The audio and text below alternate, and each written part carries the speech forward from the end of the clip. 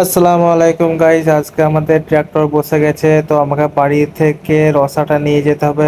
Phone করেছিল মাঠে থেকে।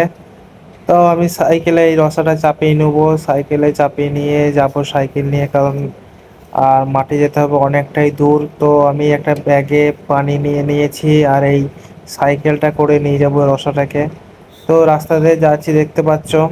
এরপরে আমি বেশি কথা বলবো না, একবারে মাঠেই দেখা হবে, দেখতে পাবে ট্র্যাক্টরটা।